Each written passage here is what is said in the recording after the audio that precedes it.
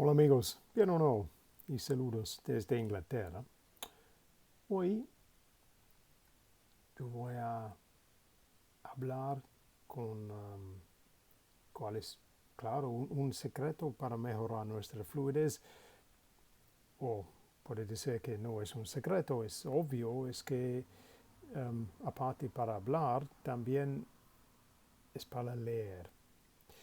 Y porque cuando nosotros leer en libros, nosotros encontramos demasiado mucho parables nuevos, otra forma de expresión que muchas veces es difícil para tener en la normal conversación en nuestro día a día. So, ese es el tema de hoy. So, hello again from England. The theme of the day really is, well, really reading, and why this is truly the secret to help us improve our fluency. And also because reading is one of these easy activities for us to do to make practical use of those odd spare moments in the day, particularly when we're on a very busy schedule and we're struggling to find time to really study or go to classes, this kind of thing. So by getting into the practice of reading, it helps us see lots of vocabulary, lots of phrases, lots of useful expressions, all kind of ways the new language fits together, but also in a way that we can't really normally replicate just with our normal day-to-day conversations. Because if we think honestly about it, most of our conversations are quite short and tend to repeat on fairly similar topics. They're either very practical about the kind of job you do and don't go much outside of that, or they're fairly standard sort of would you like tea or coffee kind of questions when you're in restaurants or things, or fairly basic domestic stuff. So the amount of vocabulary you need to navigate that can be quite small. But when you read books, it's a big challenge. Loads of new words, different expressions. So thinking on that, I'm going to share with you a bit of reading from a book I received, must be nearly 50 years ago. This is a gift from my aunt and uncle. At this time I think I was probably about 6 or 7, something about. So they bought me this book, which is a children's book, which is all about, well, it says literally a fascinating and colourful introduction to our planet and the world around us, Earth, sea and sky. So it talks about science. But of course, when you're learning to read as a child, the interesting thing is you suddenly get all these new words that you're trying to learn how to spell. But this is the thing that really helps us accelerate our use of language as children. And perhaps this is something we forget as adults, because we end up, sometimes I think we study the language a bit in reverse. We tend to focus on grammar structures and things like this, which have their place. But once you've seen a few examples to see how it fits together, I think really reading as much as you can in whatever spare moment you've got is a really good way to keep you in touch with the language, but also you can see how it fits together. Very helpful. And of course, as we said in earlier videos, you have different ways of doing this. You know, if you've really got a bit of time or you're sat on your own or whatever, you can read aloud rather than scaring your fellow passengers on the train. So you can use it as a text to practice your speaking as well. But generally, just by reading, even if you have to do it just silently, you're seeing so much in terms of new phrases and vocabulary. In the end, this will stick because you start to see the patterns. And then when you come to actually listen more to the language, or then yourself speak it, you have more things to draw on. So the important thing is to try and read as much as you can, listen to lots as well, certainly.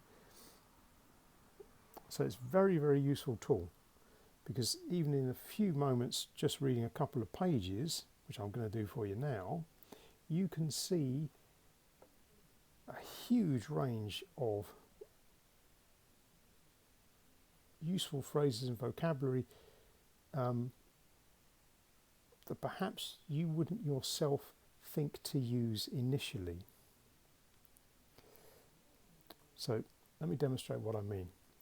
To say this book is aimed really at children of about 8 to 10, I think, thereabouts. So we're going to talk about why the Earth spins round. It's beautifully illustrated. Spinning planet. So this one, they're talking about why the Earth rotates. So see how much of this you understand, because this is not exactly graduate level physics, but listen to the type of phrasing. Spinning planet. Until a few years ago, no human being had ever seen our planet from space. Then, on April the 12th, 1961, the young Russian astronaut Yuri Gagarin rocketed into orbit and went around the Earth.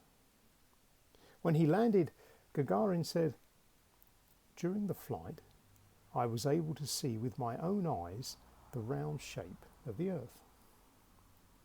In 89 minutes, Gagarin went from the daytime side of the Earth to the dark side and around into the light again. For him, this was a day and a night, the shortest day and night that any man had ever spent. Gagarin flew eastward. Under him, the Earth was spinning in the same direction, but much more slowly. For everybody in the world but Gagarin, day and night were their usual length. One side of the Earth faced the sun and had daylight. The opposite side was in the shadow of night. In 24 hours, a point on the surface made one full turn and began another day. In our time, everyone knows that day and night are caused by the Earth's rotation. But long ago, this was hard to imagine. In fact, most people did not even think the Earth was round. They believed it was just as flat as it looked. The ancient Greeks got their first hint of the Earth's shape by watching eclipses of the moon. They realized that during an eclipse, the Earth gets between the sun and the moon, so its shadow falls across the moon. The edge of that shadow is always a nice round curve. Only a sphere, a body shaped like a ball, casts a rounded shadow from any position. So the Greeks decided that the Earth was a sphere. They also saw other signs. When travelling northward, they sighted the North Star from place to place and found it in higher and higher positions. When travelling southward, they saw strange stars appear above the southern horizon. It was easy to explain these things, the Greeks said. The Earth is round, so northern and southern places are under different parts of the sky. It was harder to discover the rotation of the Earth because everything on the Earth turns with it. The motion is not noticeable. It is hard to prove the Earth's motion by observing the sky. The sun seems to rise and set, and at night the whole starry sky seems to turn around the Earth. People of long ago thought these were real motions. As astronomers made more and more observations of the heavenly bodies, they came to the conclusion that the Earth turns. Still, they had no direct proof. Such proof was found at last about a century ago by a French physicist, Léon Foucault. As his instrument, Foucault used a special kind of pendulum, a metal ball hanging by a very long wire from a high ceiling. When the ball was drawn back and let go, it would start swinging. As Foucault knew from experiments, a pendulum swings back and forth in the same direction, the same plane. Foucault's special pendulum was made to keep on swinging for a long time. As he watched it, the plane of the swing seemed to turn slowly. Of course, Foucault explained, what really turned was the earth. Okay, well, I hope you enjoyed that. For me, it's really nice to go back to a book I haven't read in a very long while, but splendid. But look at it this way. In 5 minutes, I managed to read maybe 150, 200 words, thereabouts. But within those words, all those other phrases, all those other sounds, look at the amount of practice I managed to get in just 5 minutes. So don't be put off if your routine is very busy. Because even in a short space of time, particularly if you manage to do this every day, you'll get in contact with a huge variety of words and phrases which in the end are really useful to you. And it doesn't really matter whether you read them silently or aloud, because in the end, the fact that you've seen them and you start to see the patterns of how the language fits together, when you have more opportunity and you're able to focus on it more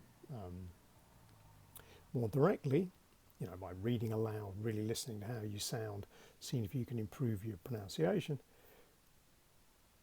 all of this helps to fit the whole thing together. So none of it is lost. So that's my point for the day.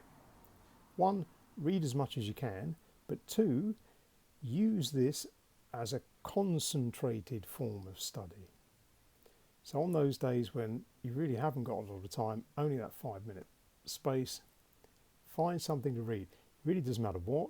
I picked this because for me it's quite interesting, but honestly, anything really will do, because you're getting lots of practice in how all the words fit together.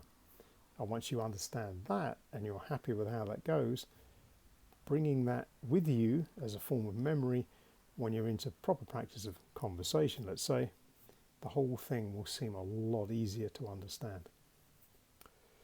So on that happy note, we'll say cheerio.